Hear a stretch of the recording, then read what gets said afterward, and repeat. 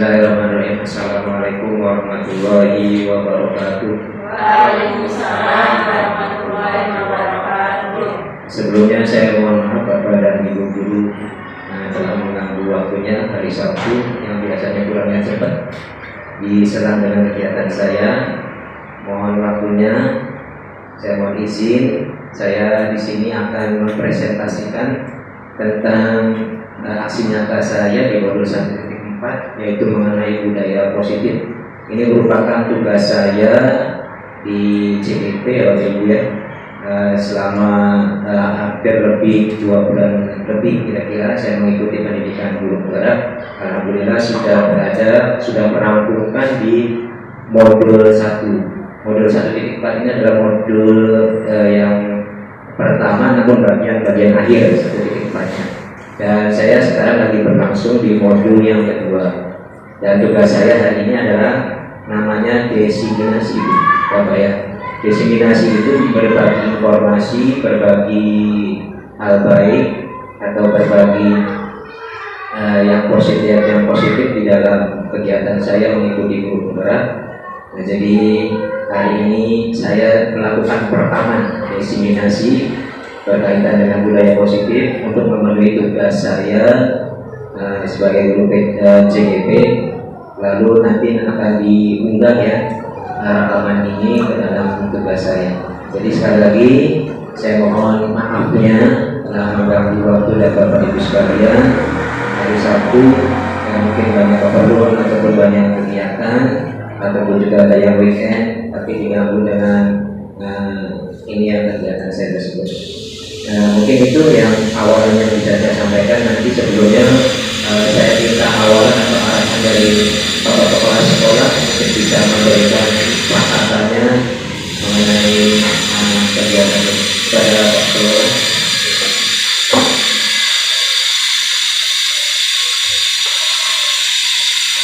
Ya, terima kasih Bapak Adil Rahman SPDI. Bapak Ibu yang saya hormati, Assalamualaikum warahmatullahi wabarakatuh. Alhamdulillah pada kesempatan pada hari ini siang kita dapat bertemu dalam satu ruangan dalam rangka diseminasi program pendidikan guru penggerak, yaitu rekan kita Bapak Adil Rahman SPDI yang sedang mengikuti kegiatan PGP angkatan 11 ya Pak. Angkatan 11. Alhamdulillah kita SD Negeri 2 Katalinawun sudah diwakili ya, diawali oleh Pak Idris, mudah-mudahan yang lain punya kesempatan yang sama. Pada kesempatan ini merupakan tugas yang akan diselesaikan oleh Bapak Idris selaku peserta pendidikan guru penggerak angkatan 11 di Kabupaten Cirebon. Katanya akan mendiseminasikan modul yang pertama, karena modulnya ada 3 berisik. Modulnya ada 3, ini modul 1 sub 1.4 yaitu tentang budaya positif. Pada kesempatan ini kami selaku kepala sekolah mengucapkan terima kasih Pak Idris sudah menyelenggarakan program diseminasi ini. Dan yang kedua, kepada rekan-rekan guru juga kami mengucapkan terima kasih. Mudah-mudahan partisipasi Bapak Ibu ada manfaatnya untuk bisa diterapkan di kelas. Budaya positif ini sebenarnya sudah tidak lama Pak Idris ya. Nanti uraian dari Pak Idris akan mencerminkan seperti apa sih budaya positif yang sudah kita lakukan di SD Negeri 2 Katalinawun dan pembaruan-pembaruan yang mungkin belum kita serap.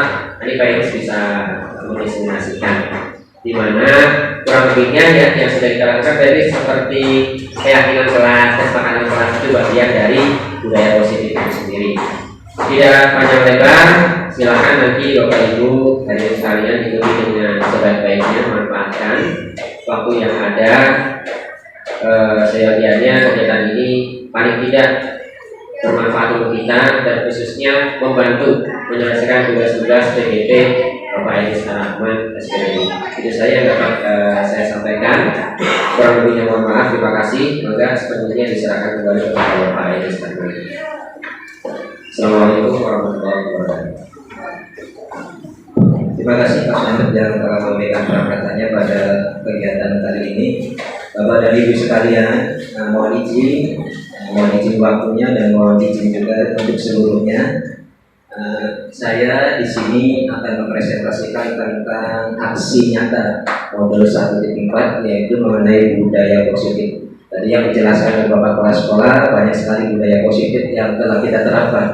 Ada makan bersama, kemudian ada kunjung, kegiatan keagamaan, senam bersama, kemudian juga budaya-budaya positif yang ditanamkan di setiap kelas yang tadi berupa bentuk keyakinan dan kesepakatan kelas. Nah, nanti ada budaya positif di materi ini lebih mengerucut lagi mengenai budaya positif, keyakinan kelas dan kesepakatan kelas, juga budaya positif mengenai kasus-kasus yang terjadi pada siswa. Ini juga sebenarnya pembahasan ini sudah dibahas waktu rapat terakhir mengenai kemarin ada kasus upacara yang tidak ini ya, memakai adik lengkap. Ternyata di sini di budaya positif ini ada beberapa solusinya atau alternatifnya yang lebih restitusi, tapi pendekatan yang lebih humanis. Modul aksi nyata saya ketika saya mengenai budaya positif, nama saya Edis Rahman dari SD 2 Batawilangun. Saya ada di CGP Angkatan 11 Kabupaten Cirebon, Provinsi Jawa Barat, dengan pengajar praktiknya yang Bapak dan Ibu sudah tahu, yaitu Bu Desi Komarasari MPD. Kemudian fasilitatornya yaitu Ibu Eli Herliana dari Kota Bandung. Nah, kita sebelum melangkah lebih jauh, tentunya kita harus mengetahui dulu apa itu definisi budaya positif.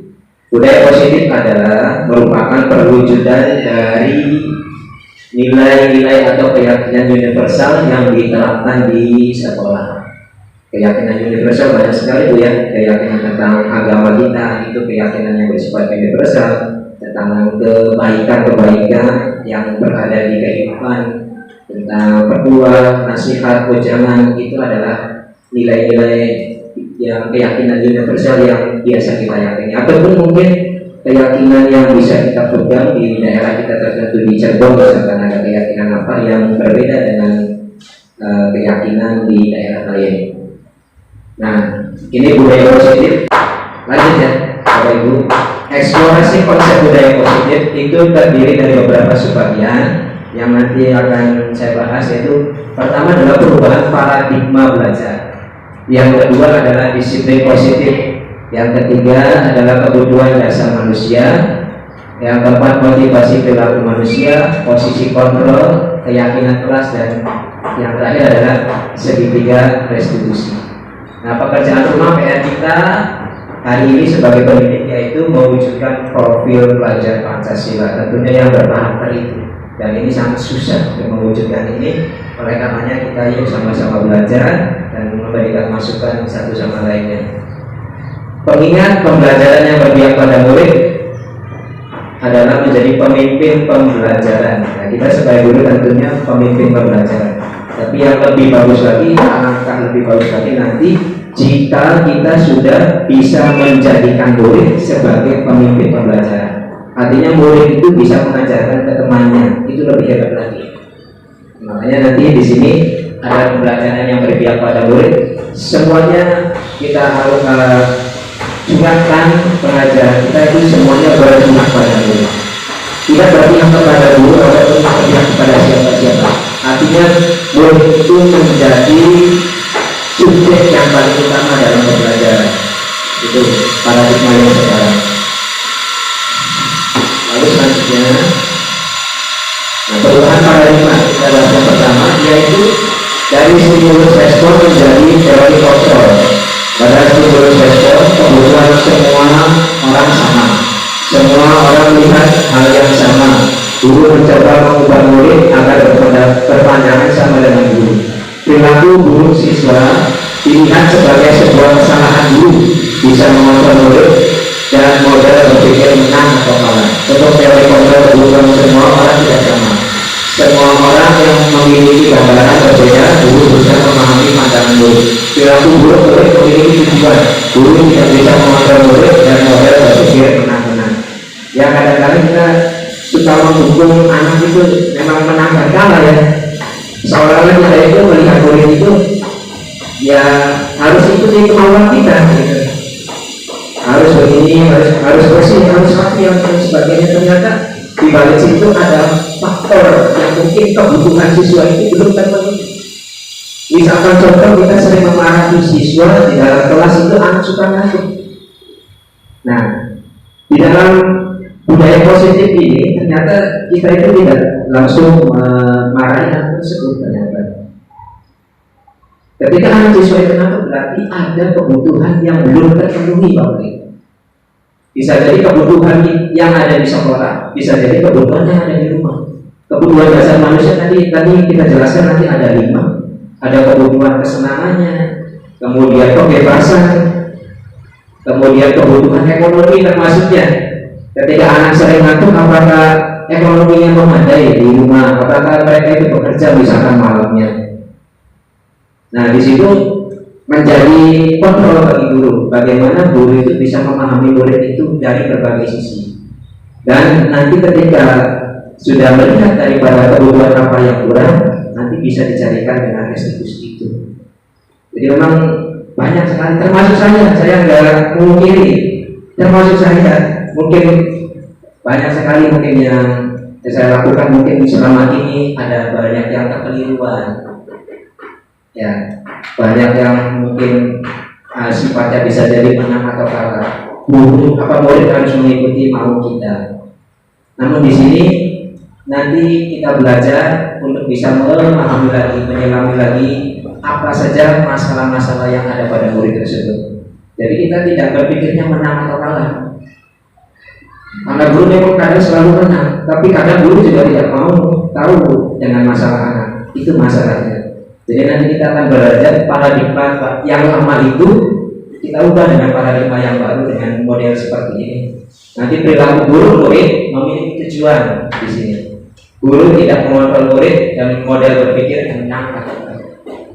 Itu ya Bapak Ibu ya. Nanti mungkin paradigma baru ini bisa kita sama-sama, termasuk saya juga, nanti akan bisa menerapkan dengan baik kepada siswanya. Kemudian yang kedua, disiplin positif. Makna disiplin cenderung diartikan sesuatu yang dilakukan seseorang pada orang lain untuk mendapatkan kepatuhan.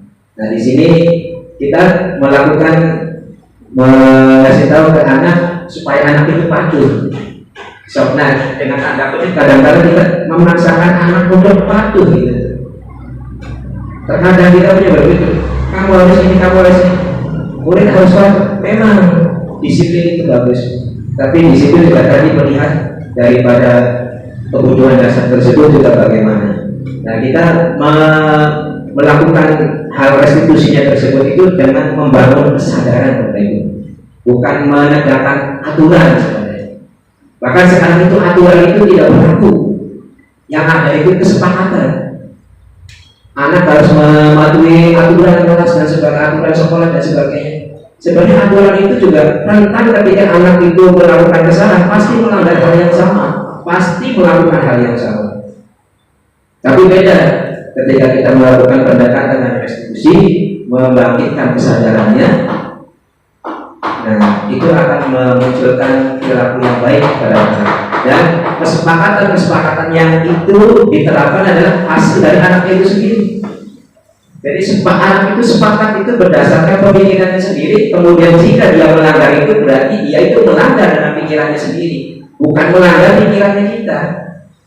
Atau bukan melanggar aturannya di sekolah, tapi melanggar dengan sendiri. Dia terasa kesadaran terbangkit, oh iya, saya itu sepakatnya ini, tapi saya melanggar sendiri. Dan kita diharapkan bisa membangkitkan kesadaran. Tapi tentunya tidak mudah,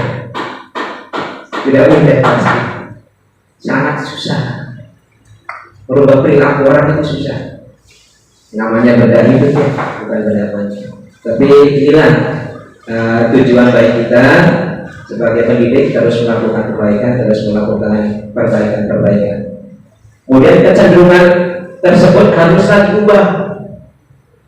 Sebagai pendidik kita harus menciptakan anak-anak yang memiliki disiplin diri yang berasal dari dalam diri anak sendiri. intrinsik, sehingga mereka dapat berlaku dengan mengacu dengan nilai-nilai kebajikan, bukan dengan apa yang kita hargai atau pencapaian suatu tujuan atau menghindar dari rasa tidak nyaman. Kembali lagi, kesadaran diri siswa itu memang harus kita bangkitkan, walaupun tidak mudah, tapi kita bersama-sama. Dan caranya nanti kita jelaskan. Caranya adalah tidak melalui aturan-aturan, tidak melalui hukum-hukuman. Caranya adalah tadi salah satunya adalah dengan membangun keyakinan dan kesepakatan kelas. Jadi nanti timbulnya itu bukan hukuman, timbulnya adalah konsekuensi daripada kesepakatan itu. Selanjutnya Bapak Ibu, kebutuhan dasar manusia. Nah, kita belajar tentang kebutuhan dasar manusia. Yang tadi ada beberapa kasus di sekolah kita, anak-anak kita yang mungkin banyak sekali yang tidak terpenuhi kebutuhannya daripada yang 5 tersebut. Ini berawal dari 5 kebutuhan atau salah satu kebutuhan yang tidak terpenuhi sehingga menjadi masalah di sekolah ataupun juga masalah di rumahnya karena memang tidak terpenuhinya kebutuhan itu. Apa saja kebutuhannya? Yang pertama adalah kebutuhan bertahan hidup, masalah ekonomi. Masalah ekonomi tentunya ya memang orang tua yang lebih, tapi guru juga mungkin harus lebih perhatian kepada siswanya. Apa yang melatar belakangi siswa tersebut berbuat seperti itu, atau apa yang melatar belakangi siswa itu melanggar dari ketentuan yang ada. Kita lihat kalau misalkan kurang ekonomi, mungkin barangkali kita bisa membantu siswa kita di sini. Misalkan ada kasus contohnya di SMK ya, waktu CGP saya itu menjelaskan bahwa saya ada muridnya yang memang secara ekonomi kurang sehingga dia itu jajan yang kurang, kemudian anaknya juga mengantukkan terus, dan sekali kita bersemangat karena masalah ekonomi. Jadi apa yang dilakukan oleh guru tersebut dan sekolah? Nah, untuk membantu ininya dia suka nyari workshop di rumahnya kan. Itu cerita dari CGP yang lain. Lalu diterapkan di sekolahnya dengan membantu semua siswa yang ada di sekolah itu ketika punya jajanan yang bersifat plastik dikumpulkan, diberikan kepada anak itu untuk bisa memenuhi kebutuhan hidupnya, kebutuhan ekonomi. Jadi hal-hal positif itu yang memang kita harus terapkan, yang mulai kita harus munculkan. Ketika ada anak, ada siswa kita yang secara ekonomi kurang, yang kita pilihlah yang dari yang paling yang sedang yang paling kurang itu siapa di sini, misalkan sama sekali tidak punya, dan yang hal tersebut yang melatari belakang anak itu anak itu tidak nurut, mungkin kita bisa bantu dengan itu. Kita sentuh hatinya untuk membangun kesadaran. Itu kebutuhan kebutuhan bertahan. Memang masalah ekonomi ini semua, bahkan bukan anak kecil saja, yang besar-besar juga masalah ekonomi pasti membuat sulit gitu ya, membuat semuanya tidak kondusif. Kebutuhan yang kedua yaitu kebutuhan cinta dan kasih sayang. Murid ingin diterima dan dihargai. Ya, kita di dalam kelas memang kadang-kala memaksakan murid itu harus mau ataupun harus nurut dengan kita. Itu sering terjadi. Ya, saya juga tak sama lah, saya juga begitu, sama-sama melakukan mungkin. Kemudian saya mencoba memperbaiki dengan belajar di budaya positif ini, yaitu ketika murid itu pengennya dihargai, dikasih kesempatan. Ketika ada pembelajaran yang tidak mengerti, salah satu contoh menghargai murid itu tadi sering membuka kelas dengan pertanyaan. Membuka kelas dengan siapa yang tidak mengerti itu merupakan salah satu dari contoh menghargai murid. Murid itu merasa diterima di sini. Saya itu pendapatnya dihargai. Kemudian juga perhatian kita kepada anak juga itu sangat berdampak positif sekali pada anak. Yang tidak bisa selalu kita dampingi, dan di situ ternyata memberikan rasa anak itu benar-benar ini ya, merasa didampingi, merasa dihargai oleh guru. Kemudian yang ketiga yaitu kebutuhan penguasaan, yaitu kebutuhan pengakuan atas manapun, ini ya, kebutuhan pengakuan atas manapun. Jadi diakui ininya dia sebagai manusia itu diakui. Penguasaan artinya gini, dia itu bebas bergaul dengan siapa saja, kemudian dia bebas walaupun memang beberapa ada kesalahan, tapi tetap dalam koridor-koridor yang baik. Ya, siswa itu diberikan kebebasan penguasaan. Silakan mau seperti apa, belajarnya mau seperti apa, mau apa kamu belajarnya Pak, saya senangnya di luar. Oke, satu waktu kita kasih kesempatan belajar di luar. Karena yang tadi juga sekarang lagi belajar, saya itu lagi belajar tentang modul diferensiasi. Diferensiasi ada 3, tadi ada konten, ada proses, dan juga ada produk. Nah di situ guru itu dianjurkan untuk beberapa menerapkan metode pembelajaran yang berbeda yang sesuai dengan kondisi anak, gaya belajarnya. Ada yang mendengarkan, ada yang visual, kemudian ada yang kinestetik. Jadi memang sekali-kali kita mengakomodir hal tersebut ya dengan pembelajaran yang bervariatif. Penguasaan ya, ini kita harus mengakomodir daripada kebutuhan apa maunya siswa. Dan yang keempat, kebutuhan dasar manusia itu adalah kebutuhan kebebasan, yaitu kebutuhan akan pilihan. Jadi silakan anak tadi juga memilih ya, anak memilih daripada belajarnya itu seperti apa. Misalkan contoh kita ada di video tersebut ada materi tentang pencernaan. Materi tentang pencernaan itu ketika kita melakukan pembelajaran diferensiasi, kemudian kita memenuhi kebutuhan anak itu, ada anak yang senangnya itu misalkan pakai HP. Jadi mempelajari pencernaan itu dengan melalui gadget. Ada anak itu yang suka dengan gambar-gambar. Kita kasih pembelajarannya, kita kasih stimulusnya itu berupa gambar atau poster. Ada anak yang suka membaca, kita dengan manika. Jadi ketika kita membentuk kelompok 1, 2, 3, 4 itu bisa dimungkinkan tidak semuanya sama tugasnya Bu, tapi kerangkanya sama, tujuannya sama, yaitu menjelaskan tentang makna pencernaan atau tentang proses pencernaan, tapi tekniknya bisa berbeda. Kelompok 1 dengan poster, kelompok 2 dengan artikel, kelompok 3 dengan internet, kelompok 3, kelompok 4 misalkan dengan produk dan sebagainya. Dan itu bisa memungkinkan teknik itu diferensiasi seperti itu. Jadi banyak tekniknya, tapi tetap satu kerangka tujuan, yaitu memahami atau menjelaskan alur pencernaan. Nah itu berkaitan dengan kebutuhan kebebasan. Jadi siswa itu dibebaskan, siswa itu diberi mengakomodir, siswa itu diberi kebebasan untuk memilih apa yang menjadi maunya, apa yang menjadi minatnya. Kemudian kebutuhan yang kelima yaitu kebutuhan kesenangan, yaitu kebutuhan yang merasa senang.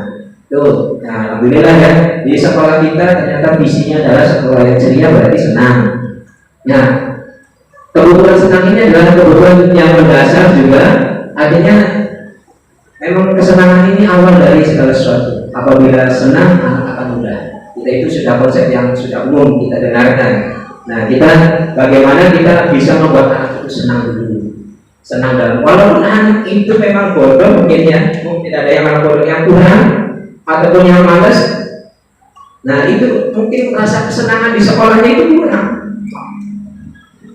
Jadi bagaimana kita membuat program ataupun membuat kegiatan yang kira-kira membuat anak itu senang ke sekolah aja minimal. Nah itu ya. Jadi kebutuhan yang 5 tersebut itu harus kita penuhi Bapak. Kalau kebutuhan yang 5 tersebut salah satu saja mungkin yang tidak kita penuhi, bisa jadi anak itu ya pasti ada masalah. Nah itu masalah dengan temannya, berkelahi, ataupun tidak mengerjakan tugas dan sebagainya. Itu merupakan faktornya adalah faktor tidak terpenuhinya dari kebutuhan dasar manusia tersebut. Ini lebih universal lagi, bahwa ini kebutuhan dasar manusia. Jadi bukan hanya kebutuhan yang dia sebagai murid, tapi dia sebagai manusia. Jadi ini nanti universal lagi, bukan hanya di sekolah saja. Ternyata ini juga berlaku kebutuhan ini di kehidupan kita. Beberapa anak yang punya masalah, mempunyai kasus dan sebagainya, itu berasal dari tidak terpenuhinya dari 5 kebutuhan dasar manusia tersebut. Kemudian yang berikutnya, motivasi motivasi perilaku manusia. Diana Goshen ini ada apa namanya teorinya dari Diana Goshen. Untuk menghindari ketidaknyamanan atau hukuman, murid bertanya, apa yang akan terjadi apabila saya tidak melakukannya? Hal tersebut merupakan motivasi eksternal. Jadi murid itu, kalau saya nggak kerjakan tugas, apa hukumannya? Itu motivasinya dari eksternal. Artinya apa? Karena ada tuntutan dari gurunya, ada aturan dari sekolahnya bahwa harus mengerjakan PR. Kalau nggak mengerjakan PR, nanti dikeluarkan dari kelas misalkan, ataupun apapun hukumannya. Itu pengaruh daripada motivasi eksternal, dan kita tidak mengendaki faktor eksternal itu. Anak itu berubah, tapi dengan berdasarkan faktor eksternal. Jadi yang tadi sebelumnya dijelaskan, faktor intrinsik lah yang harus membuat kesadaran siswa itu lebih timbul lagi, lebih sadar lagi. Lalu untuk mendapatkan imbalan penghargaan dari orang lain, murid bertanya, apa yang akan saya dapatkan apabila saya melakukannya? Hal tersebut merupakan motivasi eksternal. Jadi anak itu kalau mengerjakan tugas, mengerjakan ini, pengennya dapat imbalan, pengennya dapat ujian. Nah itu, tapi itu kayaknya melakukan sesuatu tapi tidak ikhlas dalam dirinya, karena memang dapat ujian, dapat imbalan. Ini apa pendidikan yang sekarang itu seperti itu ya, karena pemikiran Ki Hajar Dewantara menjelaskan bahwasanya anak itu dididik dari dua kodrat itu. Satu kodrat alam berdasarkan intrinsiknya, dan kedua adalah kodrat zaman, kita sesuaikan dengan zaman yang sekarang. Dan yang ketiga yaitu untuk menjadi orang yang mereka inginkan dan menghargai diri sendiri dengan nilai-nilai yang mereka percaya. Ini yang lebih kita tekankan. Jadi nilai-nilai apa yang dipercaya? Nilai kebajikan banyak ya. Misalkan nilai-nilai religiusitas, ataupun nilai kesehatan, kebersihan, nilai-nilai yang hal yang baik tersebut itu, murid akan bertanya, akan menjadi orang seperti apa jika saya melakukannya? Hal tersebut merupakan motivasi internal. Jadi murid itu bertanya pada dirinya sendiri, saya itu sering melakukan kesalahan, tidak mengerjakan tugas atau PPR. Saya itu nanti jadi seperti apa ya? Besoknya kalau misalkan saya tidak dulu jadi dulu.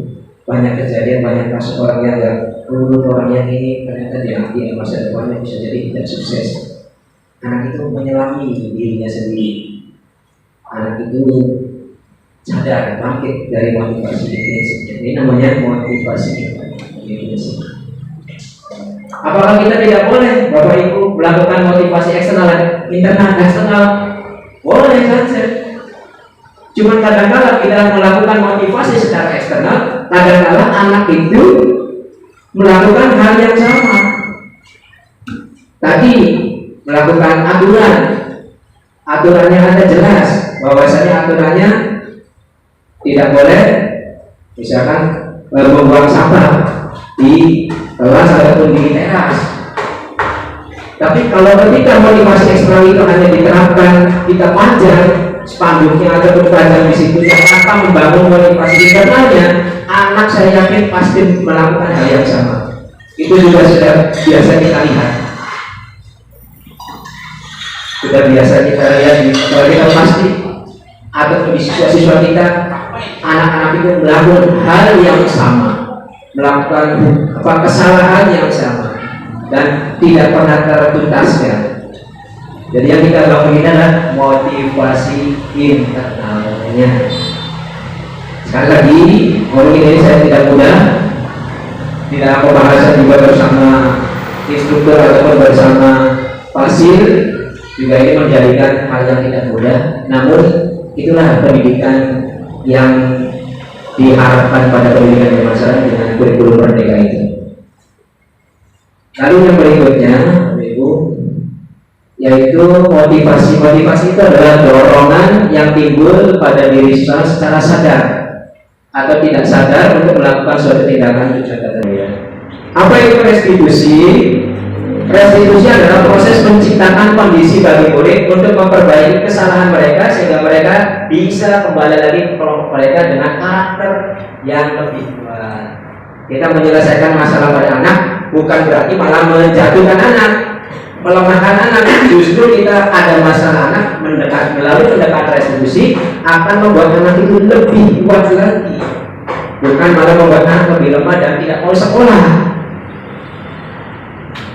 Kita pendekatannya restitusi. Bagaimana kita menangani kasus anak, tapi mendampingi anak, memberikan solusi kepada anak yang sesuai dengan kebutuhan-kebutuhan yang kodrat-kodratnya kita telah ini kaji. Lalu bagaimana anak itu setelah keluar dari masalahnya itu menjadi lebih kuat lagi secara mentalnya, secara perilakunya, sifatnya lebih kuat lagi untuk kembali kepada kelompoknya. Ketika anak ada berkembang lagi, bagaimana kita bisa menguatkan anak itu, bisa memberikan solusi dan mengembalikan anak lagi kepada komunitasnya. Itu bukan menjadi minder atau ketakutan, bukan, tapi menjadi anak yang lebih kuat lagi, menjadi anak yang lebih matang lagi ke depannya dan mempunyai karakter itu nanti.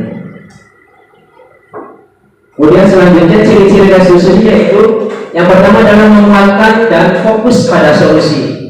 Yang kedua, fokus pada karakter bukan tindakan. Selama ini mungkin kita tindakan, tapi tidak fokus pada karakter, tidak fokus kepada penindakan bagaimana karakternya supaya dibina, ataupun hal-hal masukan positif apa yang kita bisa berikan pada murid.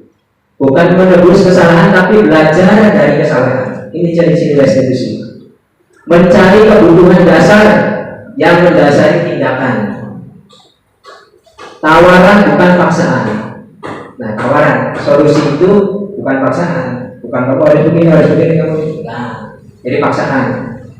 Ketika kamu berbuat masalah ini, so kamu pengen seperti apa, pengennya, maunya bagaimana. Itu lebih humanis lagi, dan itu lebih restitusi di sini. Memperbaiki hubungan, gunanya memperbaiki hubungan bukan untuk menceraikannya ataupun mempertajam hubungannya tidak baik. Menuntun dan melihat ke dalam diri. Apalagi motivasi intrinsiknya melihat dalam diri. Selanjutnya, sebentar lagi berbeda. Perbedaannya, kasus contoh nih, kasus murid yang tidak mengerjakan tugas. Ini ada satu kasus murid yang tidak mengerjakan tugas. Kalau kita memberikan hukuman, kadang gini, murid disuruh berdiri di depan kelas, guru marah-marah ketika murid berbuat salah, murid disuruh keluar kelas karena tidak mengerjakan tugas. Ini mungkin yang biasa kita lakukan atau biasa kita lihat. Konsekuensi dan restitusi ini berbeda dari hukuman, konsekuensi dan restitusi. Ini hampir sama tapi pendekatannya berbeda. Cara penyelesaiannya berbeda. Tadi hukuman kita spontan menghukum dengan mungkin aturan yang ada di sekolah atau menghukum dengan seadanya otak kita ataupun sepengennya kita, itu namanya hukuman. Sedangkan konsekuensi, guru memberikan konsekuensi berada di dalam kelas selama jam istirahat berlangsung. Artinya apa? Konsekuensinya adalah telah dibuatkan kesepakatan. Berbeda dengan hukuman, hukuman tidak dibuat kesepakatan dulu, langsung spontan semaunya guru itu sendiri dalam menghukum siswa. Tapi kalau konsekuensi itu guru memberikan kesepakatan dulu dan melanggar berarti dia harus menerima konsekuensinya apa yang telah disepakati. Guru tegas dan murid menghormati peraturan. Nah, dari di sini nanti murid itu akan timbul kesadaran diri sendiri dan menghormati peraturan. Jadi peraturan itu boleh dibaca ataupun dilakukan, tapi pendekatannya jangan langsung pendekatan ke aturan, tapi pendekatannya adalah ke konsekuensi. Dengan dia menerima konsekuensi berarti dia nanti secara otomatis dia itu akan mengikuti peraturan. Ya, jadi hukuman itu memang subjektif, semaunya kita guru atau dan sebagainya. Kalau konsekuensi ini adalah kesepakatan daripada anak itu sendiri yang telah melanggar daripada keyakinan atau kesepakatan kelasnya yang dibuat oleh dirinya sendiri, bukan dibuat oleh guru. Lalu restitusi ini adalah cara penyelesaiannya. Guru menanyai keyakinan kelas yang telah disepakati dan guru membantu menyelesaikan masalah. Ketika bapak dan ibu ada kasus siswa yang berkelahi, siswa yang mulai di kelas, siswa yang bercanda, siswa yang dan sebagainya, kasus-kasus siswa itu dilakukan pendekatan restitusi dengan cara menanyakan keyakinan kelas. Ya seperti itu tadi yang saya terangkan. Kamu sudah tahu keyakinan kelas kita apa? Sebutkan 1 sampai. Kira-kira dari poin 1 sampai 5 apa yang kamu langgar? Nomor 1 Pak. Ya, kalau nomor 1 apa? Si yang menyebabkan kamu masalah begini. Kenapa kamu ini? Ada nanti kita pendekatan restitusi itu ada 3 cara. Lalu berikutnya murid terbuka dan menghormati dirinya dan orang lain. Murid itu diajak untuk terbuka, diajak untuk ngobrol dari hati ke hati. Begitu. Selanjutnya, nah ini 5 posisi kontrol guru. Artinya kita sebagai seorang guru itu ada posisi kontrol, ada 5 macam. Ya. Yang pertama adalah sebagai penghukum. Coba kita berada di mana? Ketika kita jadi guru, anak mempunyai kesalahan, apakah kita posisinya berada di penghukum? Ada juga yang pembuat rasa bersalah. Pembuat rasa bersalah, kamu saya kecewa dengan kamu Tuhan dan sebagainya, itu merupakan pembuat rasa bersalah. Jadi aku merasa bersalah sampai keterusan salahnya.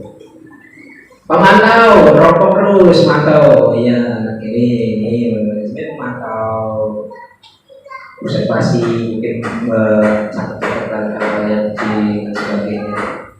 Kemudian apakah sebagai teman?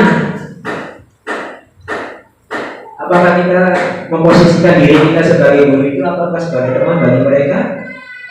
Tentunya jawabannya ada pada diri kita masing-masing. Ya, sebagai teman atau mungkin sebagai manajer, punya aturan dan sebagainya. Dan IKHD mendefinisikan bahwasanya kalau anak bisa diberi restitusi dengan kesadaran diri sendiri, hindarilah hukuman. Menurut IKHD seperti ini, hindarilah hukuman. Yang kita terapkan lagi yaitu dengan membangun keyakinan. Ini yang posisi kontrol guru. Silakan kita bercermin, kita refleksi berada di mana kita sebagai guru. Apakah penghukum, pembuat rasa bersalah murid, apakah pemantau, manajer, dan teman. Dan yang paling humanis kalau kita bisa melaksanakan adalah sebagai teman. Walaupun tidak mudah, karena juga kita harus mengontrol emosi kita sendiri ya. Emosi kita harus dikontrol. Karena memang anak tersebut mungkin bisa jadi kelewat dan sebagainya. Tapi mungkin beberapa juga ada masalah-masalah yang tidak bisa diselesaikan dengan restitusi. Itu kata instruktur juga seperti itu. Ada beberapa masalah yang krusial atau yang berkaitan dengan hukum dan sebagainya yang mungkin tidak bisa dilakukan dengan restitusi. Namun masalah-masalah yang kecil pada diri anak ataupun yang masih bisa ditangani oleh kita, itu kita gunakan dengan cara segitiga restitusi. Kemudian contoh penerapan 5 posisi kontrol dulu ini ya. Penghukum patuhi peraturan sekolah, berdiri di barisan lain. Nah itu saya tidak. Ya, saya juga mungkin masih melakukan tapi mencoba untuk berubah. Walaupun kita harus memang sabar karena tidak mudah dan juga banyak faktor kadang-kadang. Nah ini namanya penghukum. Suruh ini, suruh itu, hukum, muter-muter, lari dan sebagainya. Nah ini namanya tipe penghukum. Kemudian pembuat rasa bersalah, berapa kali ibu bilang sama kamu, ibu kecewa sama kamu. Itu kadang-kadang kita barangkali sering mengucapkan kecewa sama kamu udah berapa kali ini. Nah, itu membuat rasa bersalah. Teman, kamu lagi jangan gitu dong. Ayo gabung dengan yang lainnya. Untung ada ibu mendampingi. Ya, kamu punya masalah apa? Ini sebagai posisi. Kemudian pemantau, kamu sudah sering melanggar pada sekolah. Kamu dan besok aja nanti saya cek kerjaan apakah yang harusnya kamu lakukan. memantau, melakukan, hanya meneropong, melihat-lihat. Kemudian manajer, apakah kamu, kalau kesalahan kamu, apa kira-kira pendapatmu, bagaimana cara memperbaiki kesalahan kamu? Ini manajer. Jadi memanage, mengatur apa pendapatmu mengenai kesalahan kamu dan bagaimana ini sebagai manajer, ya, mengatur psikologi siswanya, mengatur juga solusi apa yang diberikan. Kita ada ya dari 5 poin itu sudah saya jelaskan mengenai contoh-contohnya. Lalu yang berikutnya keyakinan kelas. Keyakinan kelas adalah sesuatu yang diyakini bersama yang berasal dari penyatuan pikiran untuk menjadi nilai-nilai kebajikan untuk diturunkan di kelas. Ya, keyakinan kelas ternyata nanti ada prosesnya Bapak Ibu ya. Membangun keyakinan kelas itu tidak ujuk-ujuk langsung ditempel. Kemudian apalagi keyakinan kelas itu dibuat oleh gurunya, tidak seperti itu Bapak Ibu ya. Nah, ini proses pembuatan keyakinan kelas. Proses pembuatan keyakinan kelas yang pertama adalah merumuskan peraturan kelas. Biasanya peraturan kelas itu berupa larangan. Jangan buang sampah, jangan ribut, jangan ngobrol. Nah, itu biasa kalimat-kalimatnya berupa kalimat yang negatif dulu. Itu namanya peraturan, perumusan aturan. Lalu ketika sudah siswa itu menulis, silakan apa saja di kelas kita yang menjadi peraturan yang kamu tulis. Pakai apa namanya? Stiker note, stiker note ya. Pakai stiker note, anak-anak dikasih satu, lalu tempelkan di papan tulis yang menjadi aspirasi keinginan anak itu. Kelas kita mau seperti ini. Silakan dengan kata-kata yang negatif dulu, jangan buang sampah di kelas, jangan membuat kegaduhan, jangan coret-coret dan sebagainya. Kita tempelkan di papan tulis. Ini berdasarkan aspirasi daripada siswanya. Ini cara pertama merumuskan keyakinan kelas ya. Lalu yang kedua yaitu peraturan kelas menjadi keyakinan kelas. Dari kalimat negatif itu, dari aturan kelas itu kita rubah menjadi keyakinan kelas. Dan keyakinan kelas itu tidak menggunakan kalimat yang negatif. Artinya bukan berarti jangan buang sampah, jangan coret-coret tembok, tidak boleh, jangan gunakan kata-kata yang negatif. Pergunakan kata-kata yang positif. Misalkan ini ya, tertib di kelas. Tertib di kelasnya, tidak tertib di kelas berarti tidak ribut, tidak ini penjabarannya. Kemudian juga jaga kebersihan, berarti tidak membuang sampah di kelas, di kolong meja dan sebagainya. Nah, itu keyakinan kelas itu dirubah dari peraturan yang kalimatnya itu negatif, dirubah menjadi kalimat yang positif. Ya, peraturan kelas menjadi keyakinan kelas, dirubah kalimatnya menjadi kalimat yang positif. Lalu yang berikutnya yaitu penandatanganan. Setelah disepakati keyakinan kelas, anak-anak itu suruh tanda tangan. Jadi supaya dia itu membangkitkan sadar, oh ya, saya yang bikin nih keyakinan kelas itu, saya yang buat, saya baca poin 1 sampai 5 atau 10, saya harus hafal dan saya harus menerapkan karena saya yang buat. Ditantangani. Nah ini nanti dari dasar kita itu untuk membangun kesadaran diri siswa, motivasi ini, prinsipnya dan internalnya. Lalu berikutnya adalah yang terakhir, menempelkan keyakinan kelas. Tempelkan yang besar ya, kalau bisa. Saya setuju sih yang besar ya supaya kelihatan. Kadang-kadang kita yang bekas lembar begini nggak kelihatan, ataupun bahkan jarang dibaca. Tapi kalau besar itu terlihat pandangan yang jelas, anak itu mungkin lebih teringat, lebih mudah ingat. Kita tempelkan.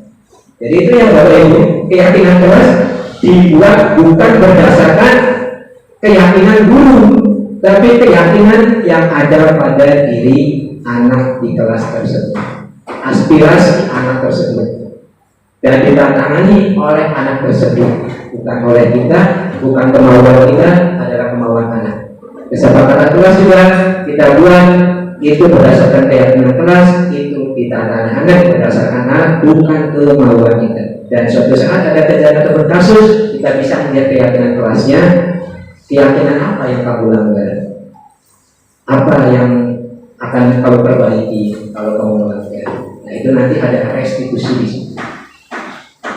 Berikutnya keyakinan, oh kalau ini masih kelas 4 ya. Contoh, ini kelas 4. Misalkan keyakinannya ada hadir tepat waktu, berpakaian rapi. Nih, tidak ada kalimat yang negatif ya. Hadir tepat waktu, berpakaian rapi sesuai setiap hari, duduk di kursi dengan rapi, berdoa sebelum dan sesudah belajar dengan sungguh-sungguh, menjaga kebersihan, jujur dan mandiri, saling menghormati, bersikap baik dan seterusnya. Ini kalimat positif semua. Tidak ada yang jangan timbul, jangan tidak boleh. Membuat keyakinan kelas harus menggunakan kalimat yang positif. Dan ini diyakini oleh semua siswa, dan harus siswa itu selalu mengingat-ingat tentang nilai-nilai kebajikan ini. Berikutnya, bagaimana pembentukan keyakinan kelas? Pertama, lebih abstrak, sedikit saja agar mudah diingat, jangan terlalu banyak karena anak mungkin tidak mengingat banyak ya. Kemudian berupaya pernyataan universal yang umum sesuai dengan kondisi kelas agar mudah diterapkan, dibuat dalam bentuk positif kalimatnya. Semua warga kelas ikut terlibat dalam pembuatan keyakinan kelasnya. Tadi yang seperti saya jelaskannya. Nah, ini segitiga restitusi Bapak Ibu. Segitiga restitusi adalah bagaimana cara kita menangani kasus-kasus yang pada anak dengan cara-cara restitusi dengan pendekatan-pendekatan yang baik. Ada 3 segitiga restitusi itu. Satu, yang pertama adalah menstabilkan identitas. Contohnya adalah setiap orang pasti pernah melakukan kesalahan. Ibu juga pernah melakukan kesalahan. Bapak juga sebagai manusia sering sekali buat salah. Ya, itu menstabilkan, namanya manusia, nggak apa-apa wajar, nggak apa-apa. Kemudian kamu bukan satu-satunya yang pernah melakukan ini, Bapak juga pernah ini. Nah, kita sebelum menghukum siswa itu kita melihat dulu, menstabilkan dulu identitasnya sebagai manusia, kita stabilkan dulu kita identitas kita sebagai manusia, bahwa Bapak juga salah, pernah banyak. Bahkan mungkin kesalahan kamu sedikit, banyakkan kesalahan bapaknya, bukan ngomong tapi itu pasti banyak kesalahannya. Ini namanya menstabilkan identitas. Kita bangkitkan dulu dia itu sebagai manusia. Lalu yang kedua adalah validasi kebutuhan. Menanyakan ini ya, validasi kebutuhan ini adalah menanyakan validasi tidak mana yang sama. Kebutuhannya apa? Kamu tentu punya alasan. Kebutuhan yang tadi, kebutuhan yang 5 dasar itu, kamu tentu punya alasan mengapa kamu melakukan ini. Aduh Pak, saya itu ngantuk karena bekerja malamnya. Nah, berarti kita lihat ada kebutuhan yang berbeda. Saya itu hidupnya bandel Pak, orang tua saya nggak ngurusin Pak. Berarti dia itu kebutuhan dasarnya adalah mungkin kurangnya kesenangan ataupun kekuasaan ataupun dan lain-lainnya di rumah. Kemudian adakah cara yang lebih efektif untuk mendapatkan apa yang kamu butuhkan? Nah, ditawarkan sesuatu. Adakah cara yang lebih baik? Kenapa kamu ngantuk? Nah, ada cara yang membuat kamu untuk tidak ngantuk. Nah, ditawarkan, dicarikan solusinya. Lalu berikutnya adalah menanyakan keyakinan. Yang terakhir menanyakan keyakinan, yaitu nilai-nilai apa yang kita sepakati tadi. Keyakinan yang telah dibuat itu kira-kira kamu melanggar keyakinan yang mana? Kan kita sudah buat keyakinan nih, berkesepakatan. Kamu dengan kasus seperti ini kamu melanggar keyakinan yang mana? Dan apa kira-kira ini kesepakatannya, lalu bagaimana yang harus kamu lakukan? Konsekuensi apa? Kamu ingin menjadi orang yang seperti apa kira-kira? Apakah pengen seperti ini terus? Apakah pengen coba lebih baik? Saya mau lebih baik Pak, Bu. Oh iya, kalau kamu mau lebih baik, silakan kamu lakukan ini, jangan begini dan sebagainya. Jadi ada 3 institusi itu langkahnya. Satu, menstabilkan dulu identitasnya, jangan dulu langsung marah-marah. Kedua, kebutuhannya kita lihat dulu apa, yaitu melakukan kesalahan itu apa yang penyebabnya. Lalu yang ketiga adalah menanyakan keyakinan kelas supaya membangun kesadaran berdasarkan keyakinan kelas dan kesadaran diri yang mereka bangun.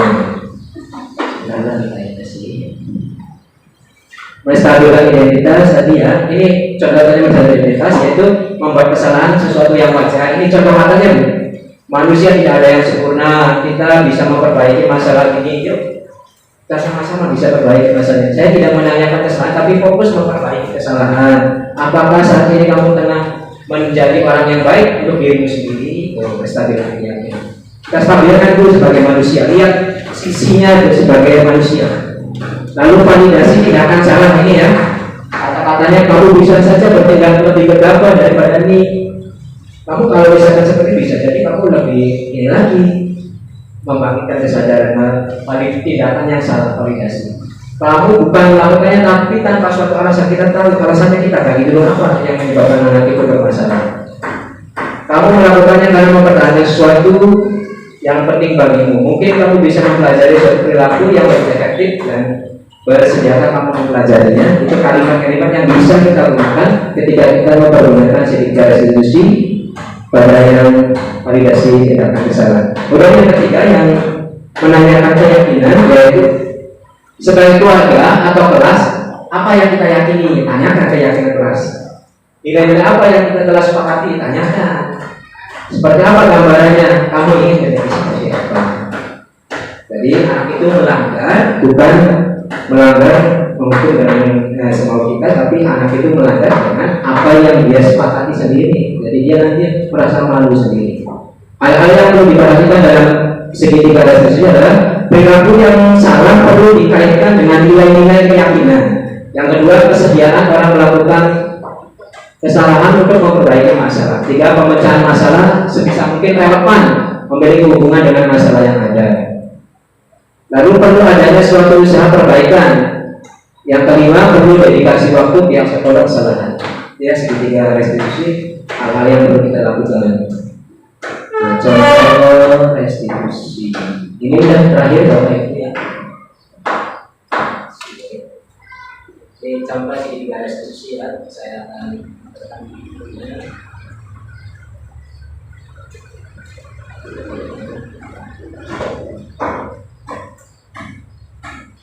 Sebelumnya mungkin itu yang bisa saya sampaikan ya Bapak Ibu. Nanti terakhir, nanti sesi terakhir kita lihat segitiga restitusi. Setelah ini nanti mungkin ada biasanya aksi nyata itu refleksinya Pak ya.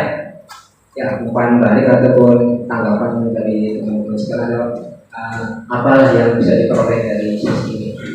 Ya mungkin itu ya, saya tutup aja dulu karena ini adalah bagian terakhir kita melihat video. Jadi itu ya Bapak Ibu ya yang bisa saya sampaikan mengenai budaya positif berkaitan dengan CGP ya. Kemudian juga bisa kita terapkan juga budaya-budaya positif itu di dalam sekolah kita yang tercinta. Semoga sekolah kita lebih baik lagi, lebih aman lagi, lebih manis lagi, dan menciptakan pembelajaran yang lebih berpihak kepada murid. Sekian, bila itu hidayah. Wassalamualaikum warahmatullahi wabarakatuh. Ini kita lihat videonya Bapak Ibu. Ini penerapan segitiga restitusi.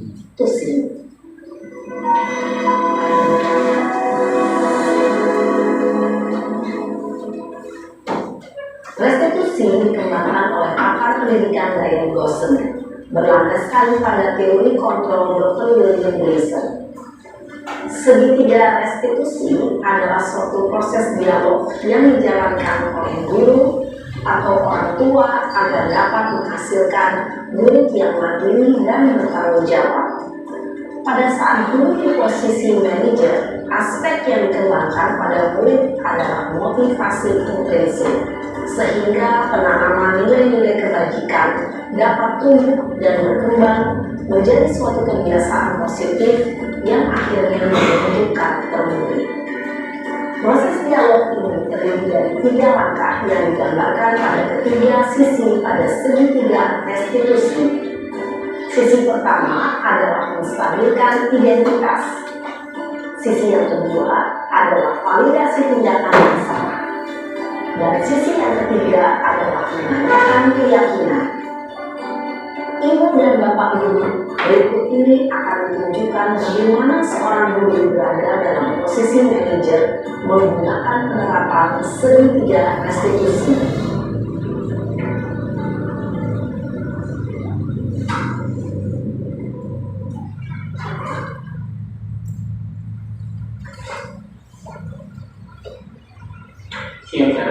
Siang Pak.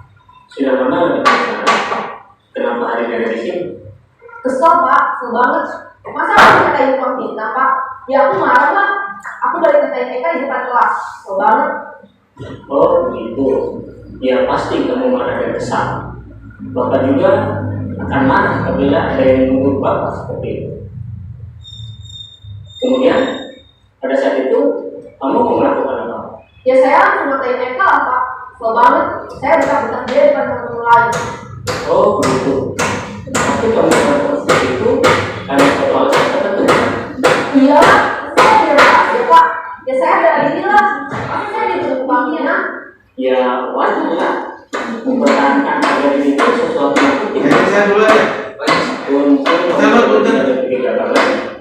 Yang lain mana? Iya Pak. Tapi saya tidak bersalah. Dan saya tidak bersalah. Ya cuma saya hal. Saya pasti bela diri lah. Ya pasti ya. Tapi kamu memilih untuk tetap bertahan dan sabar. Kamu memilih untuk tidak berbuat lebih parah lagi kan? Iya. Nah, sekarang coba kita lihat lagi tindakan kamu yang mentak-mentak Eka di kelas. Tindakan kamu itu kira-kira sesuai dengan keyakinan kelas atau prinsip kamu tidak? Enggak lah Pak. Capek Pak jadi pengarah. Jadi keyakinan atau prinsip mana yang kurang sesuai dengan keinginan kamu? Ya, saya sebenarnya sangat menghargai orang lain. Mungkin saat itu saya tidak emosi, jadi tidak menunjukkan sikap itu. Kamu meyakini tidak? Menghargai orang lain itu penting buat kamu. Yakin lah Pak. Iya, setuju. Kita harus saling menghargai. Namun, ada juga keyakinan yang kita sepakati yang perlu kita jalankan apabila kita sedang marah, benar? Ya, saya bisa berarti mulai dengan diri sendiri. Saya bisa jadi lebih bersabar, mengambil kebijakan untuk berpikir mau apa selanjutnya. Kira-kira kamu bersedia memperbaiki masalah ini tidak? Sedia Pak. Kalau kamu memperbaiki masalah ini, kamu akan menjadi orang seperti apa? Saya akan menjadi orang yang bertanggung jawab kali ya Pak. Dan orang yang proaktif. Iya, menurut kamu bagaimana rasanya menjadi orang seperti itu? Ya nyaman lah, bangga bisa bersabar dan menahan diri. Baiklah kalau begitu. Yuk kita pikirkan bagaimana memperbaiki masalah ini.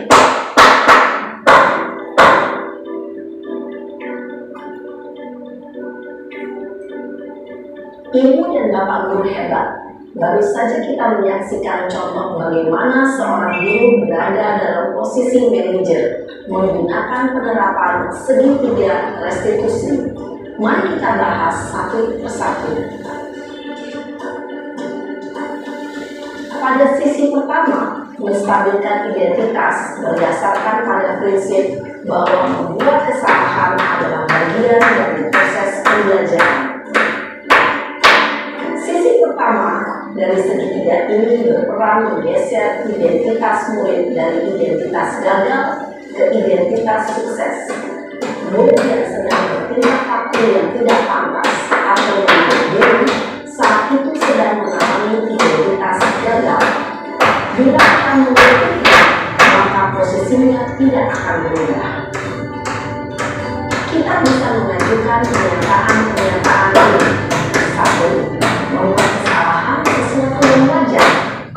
2. Manusia tidak ada yang sempurna. 3. Kita bisa memperbaiki masalah ini. 4. Saya tidak menanyakan kesalahan. Saya lebih fokus bagaimana memperbaiki masalah ini. 5. Apakah saat ini kamu pernah menjadi orang yang baik untuk dirimu sendiri? Pada sisi kedua, validasi tindakan yang salah berlandaskan pada prinsip bahwa setiap perilaku berupaya memenuhi suatu kebutuhan tertentu. Murid yang telah memahami teori kontrol akan bergeser dari pemikiran stimulus respon menjadi proaktif dan mencoba untuk mengenali tujuan dari perilaku murid, mengenali dan mengakui kebutuhan murid ini dapat memperbaiki hubungan dengan murid tersebut. Pernyataan atau pertanyaan bisa disampaikan dengan nada suara tidak menghakimi atau memojokkan, sehingga dapat mengembalikan murid pada posisi positif. 1. Kamu bisa saja bertindak lebih dekat lagi dari ini. 2. Aku bisa melakukannya tanpa suatu alasan tertentu. 3. Kamu melakukannya karena mempertahankan sesuatu yang penting bagimu. 4. Mungkin kamu bisa mempelajari suatu perilaku baru yang lebih efektif. Bersedia kamu mempelajarinya. Selanjutnya, kita akan simak sesi terakhir, yaitu menanyakan keyakinan. Teori kontrol menyatakan bahwa pada dasarnya kita termotivasi secara intrinsik. Pada saat perilaku yang salah telah divalidasi dan identitas sukses telah stabil, maka murid telah siap menaikkan keyakinan-keyakinannya dengan tindakannya yang salah, dan pemikirannya telah bergeser ingin menjadi orang yang dituju. Pertanyaan-pertanyaan ini dapat mengaitkan keyakinan-keyakinan yang kami murid. 1. Sebagai keluarga atau kelas, apa yang kita yakini? 2. Nilai apa yang telah kita sepakati? 3. Seperti apa berbagai situasi yang beliau lakukan? 4.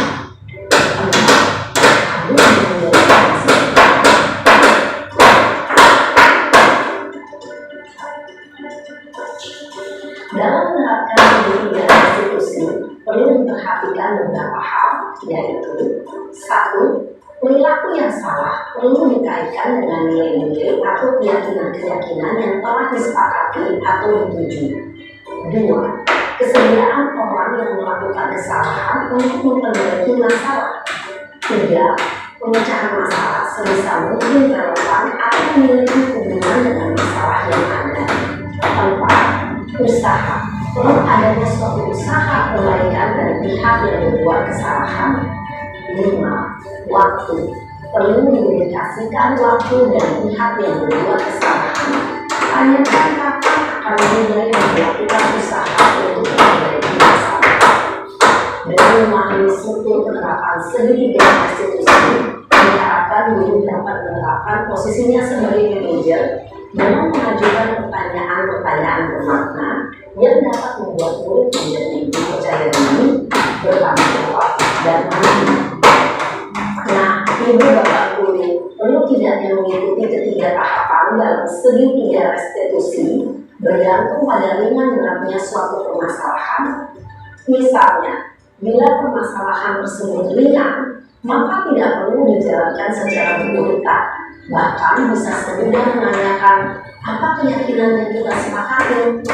Dengan menjalankan segitiga restitusi dengan mengajukan pertanyaan-pertanyaan bermakna, diharapkan buat secara pribadi dapat membuka wawasan hidup agar dapat menyelesaikan permasalahannya sendiri, semakin percaya diri, mandiri, dan merdeka.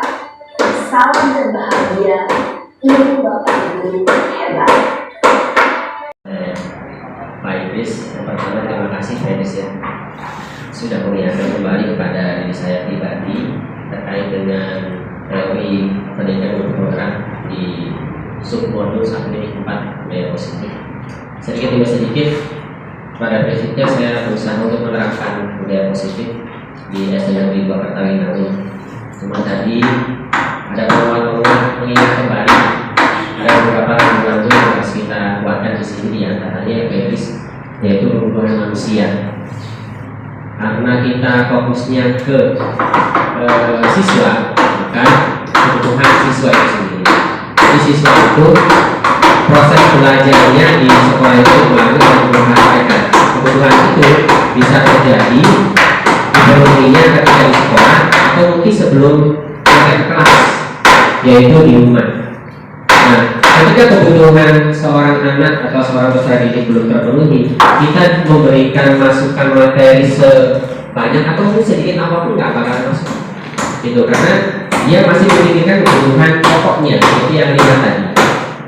Nah, dari rangkaian keseluruhannya itu pada akhirnya kita akan melakukan segitiga restitusi.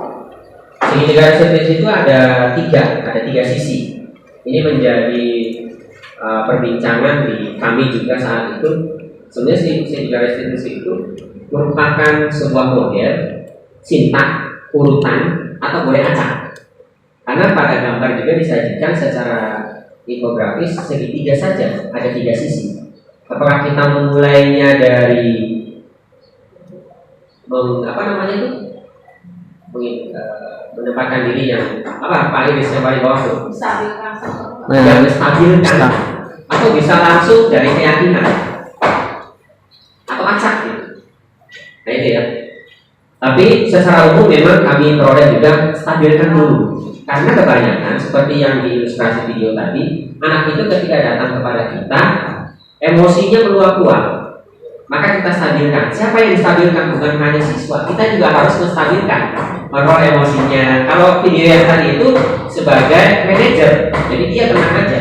Coba kalau sebagai penghukum, nggak akan berhasil untuk menstabilkan. Jadi yang stabilkan itu bukan hanya murid, subjek utama kita gitu ya, tapi kita juga harus menstabilkan diri kita sendiri, ya sama-sama gitu. Baru nanti ketika satu frekuensi, satu rasa air, emosinya sudah stabil dua-duanya, nanti ketemu. Ada pengakuan bahwa saya itu sama pernah mengalami. Oh iya, dia masuk. Ekspresi aktornya juga bagus dari siswanya ya. Ketika gurunya menyampaikan, saya juga pernah melakukannya. Kemudian dia berubah ekspresi wajahnya, seolah-olah menjadi sama gitu, menjadi teman. Jadi pertama kita jadikan teman dulu. Kalau mau jadi posisinya yang stabil itu adanya teman, kawan. Jadi kawan dulu. Jangan mencoba untuk menyerang, jangan mencoba untuk mencari musuh, tapi mencari kawan dulu. Ketika dia sudah ada dalam ranah pikiran kita, satu pemikiran, baru kita obrol lanjutin gitu ya. Sisi yang keduanya yaitu kebutuhannya apa. Nah, kebutuhan ini kan ada 5, Bapak Ibu, ada 5 kebutuhan itu ya, yaitu kebutuhan yang pertama apa? Kebutuhan kebutuhan bertahan hidup. Ya, bertahan hidup. Kebutuhan bertahan hidup. Mungkin kita tidak bisa memberikan barangkali, tapi bisa memberikan yang lainnya. Ya, kebutuhannya apa sih? Seperti yang kemarin saya lakukan terhadap yoga. Yoga butuhnya apa? Santai-santai kok nggak mau bergabung dengan teman satu kelasnya tuh. Masih mending kamu tinggal kelas. Sebenarnya apa sih yang dibutuhkan? Permasalahannya apa? Butuhnya apa? Butuhnya apa gitu? Ketika sudah ditanya kebutuhannya, baru oh ternyata kamu butuhnya ini. Kita identifikasi. Kemudian baru melangkah ke sebuah keyakinan. Harusnya gimana sih? Harusnya baru dengan teman-teman saya Pak gitu. Gimana caranya? Nah, yang tadi yang Pak Edi sebelum menyampaikan adalah kapan, dengan cara apa, bagaimana, gitu kan?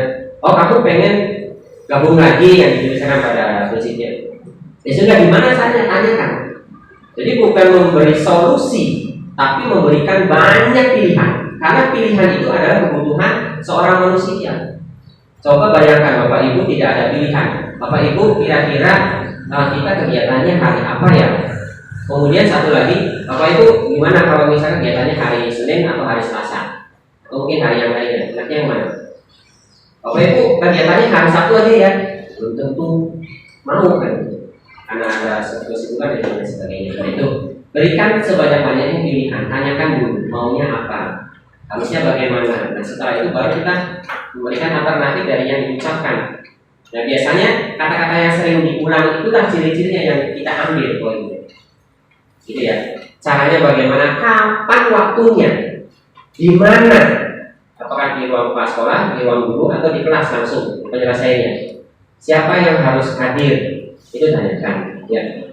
Jadi Bapak Ibu, kebutuhan-kebutuhan inilah yang bisa kita sajikan. Ketika ada, kalau memang bertahan hidup tidak bisa kita penuhi, misalkan faktor ekonomi, ya sudah nanti dulu. Ya.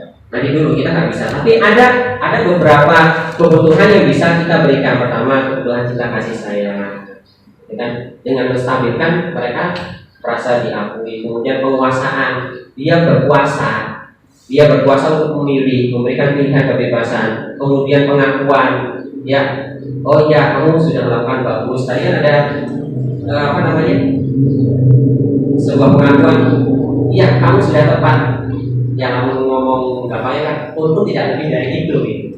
Ya ini sudah bagus, walaupun memang ada yang menyimpan ya, tapi sudah bagus. Kamu tidak melakukan hal yang lebih buruk dari itu, ini sudah baik begitu.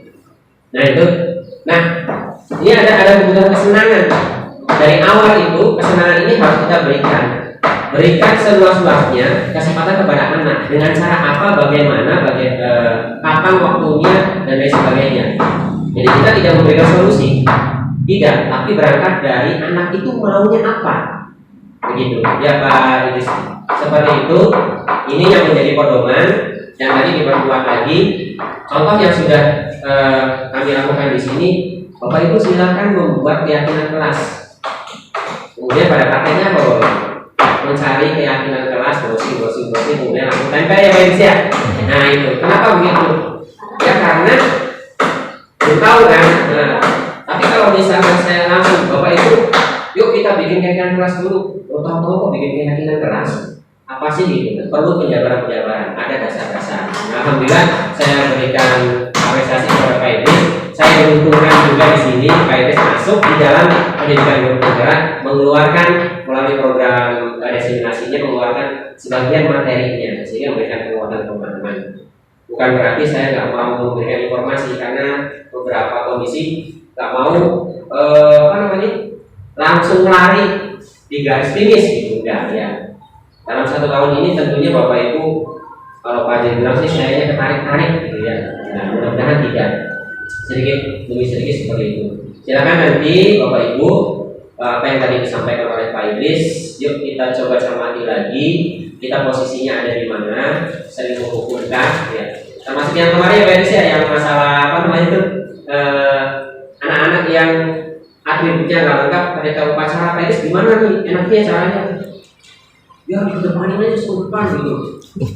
Oke, ya, saya nggak banyak komentar ya. Tapi kalau sudah mendengar teorinya seperti ini, kira-kira mungkin tidak Bapak Ibu kita laksanakan budaya positif ini, bukan? Apakah kemarin keputusannya tepat atau belum?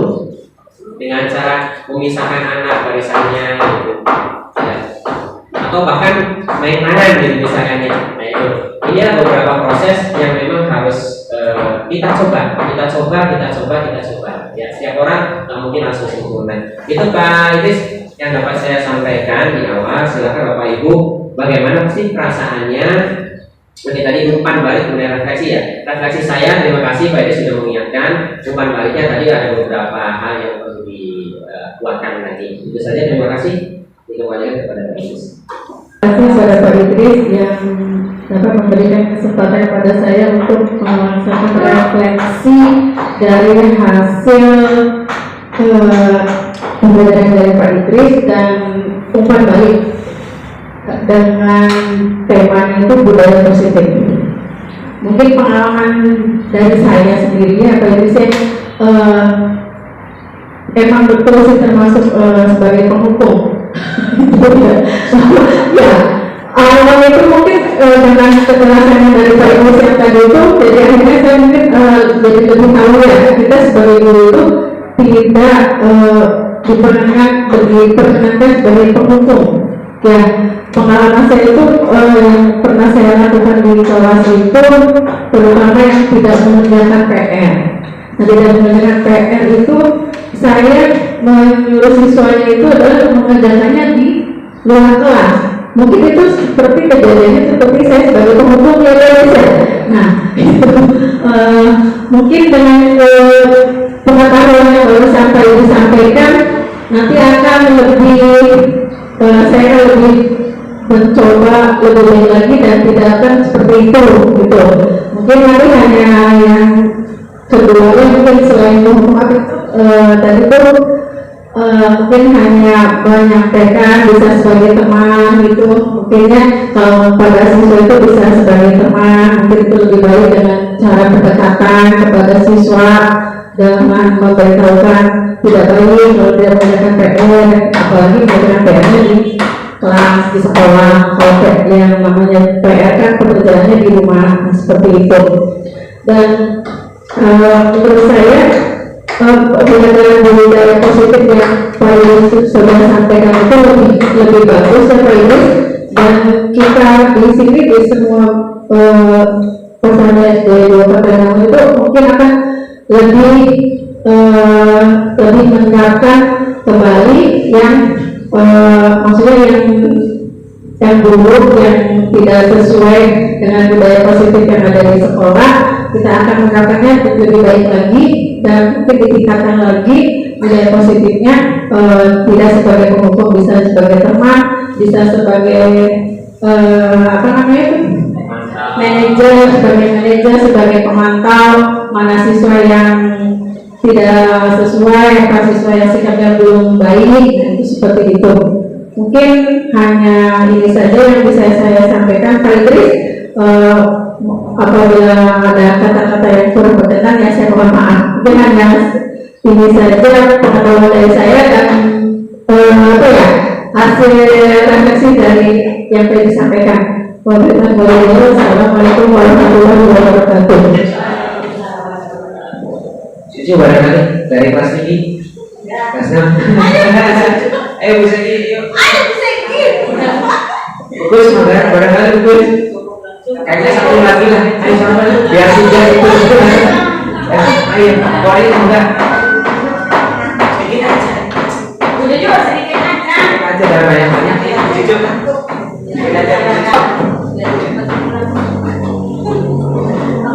Assalamualaikum warahmatullahi wabarakatuh. Terima kasih ladies and gentlemen. Apa sih sebenarnya tadi saya berusaha ya ikut mengikuti kegiatan yang baik disampaikan.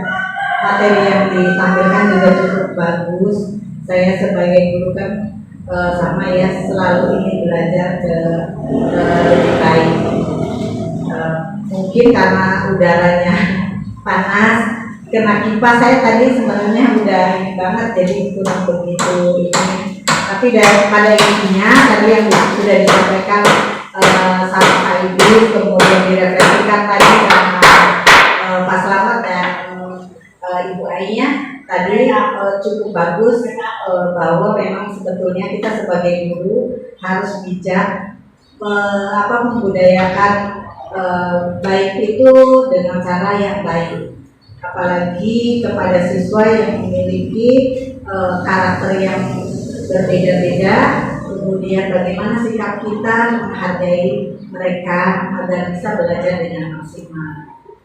Karena sama kayak tadi tuh, bahwa murid juga memiliki kebutuhan yang sama dengan kita sebagai guru.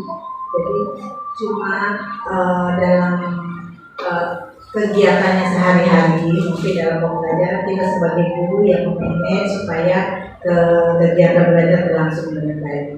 Kebutuhan sebagai kebutuhan dasar manusia itu harus tetap diutamakan. Dan saya juga merefleksikan tadi, alhamdulillah ada beberapa yang jadi acuan. Kadang kita suka yang tidak terkontrol, mungkin karena kebawa yang sedikit agak ini. Dan sekarang setelah melihat ini semua, mari kita sama-sama merefleksikan kebutuhan siswa itu tidak jauh beda dengan kita. Untuk bisa mencapai tujuan pembelajaran yang maksimal, tentu saja dibutuhkan kebaikan-kebaikan yang tadi sudah disampaikan oleh Pak Idris dengan segitu bagus menurut saya. Dan kita, terutama saya sendiri secara pribadi akan menjadikan acuan untuk ke depan supaya bisa melakukan kegiatan pembelajaran dengan siswa dengan lebih baik. Itu saja yang bisa saya sampaikan. Kurang lebihnya saya mohon maaf. Wabillahi taufiq wal hidayah. Wassalamualaikum warahmatullahi wabarakatuh. Ada lagi Pak? Sudah cukup? Terima kasih Bapak Ibu waktunya ya. Saya tutup lagi. Assalamualaikum warahmatullahi wabarakatuh.